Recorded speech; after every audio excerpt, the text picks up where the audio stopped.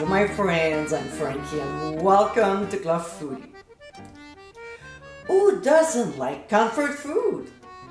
It makes us feel better. Plus, during the colder months, it brings us some sort of coziness. Originally from Quebec, one very well-known dish I eat often is poutine.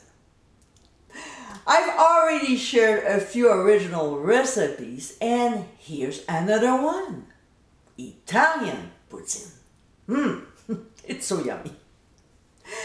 With a delicious tomato sauce made with hot Italian sausage, vegetables and seasonings, along with a generous amount of cheese curd, this is a meal that I'm sure you'll enjoy.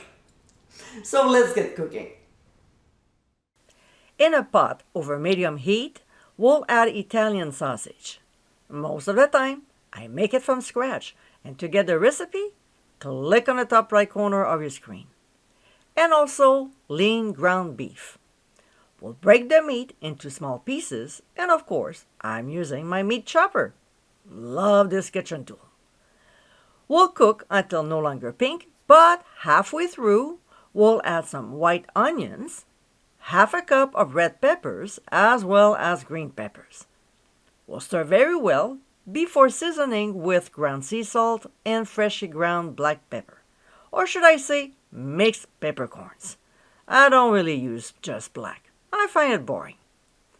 We'll blend everything together and continue cooking the meat. When it's just done, we'll add some pressed garlic, 3 large ones, and saute for only 1 minute. Next, we'll add 1 diced Roma tomato and simply mix it in. Now, there's a lot of fat and liquid as you can see.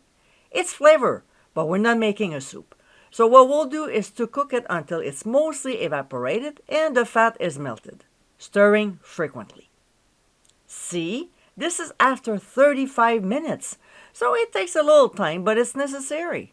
We don't want an oily poutine.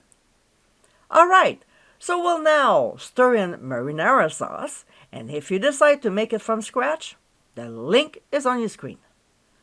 We'll also add half a tablespoon of my Italian seasoning, stir until nicely incorporated, cover but leaving the lid ajar, reduce the heat to medium-low, and let it simmer gently for 30 minutes, stirring occasionally. To assemble, we'll place fries in a bowl, followed by a generous amount of cheese curds, don't be shy, and then top with a few ladles of that yummy sauce we just made. For the finishing touch, we'll sprinkle on some fresh chopped parsley. And my friends, this is our Italian Poutine. Super tasty. This original take on poutine is so fabulous. It's another way to enjoy this well-known Quebecois dish.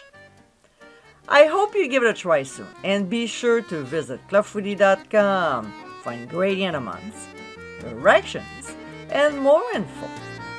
Until next time, my friends, bon appétit!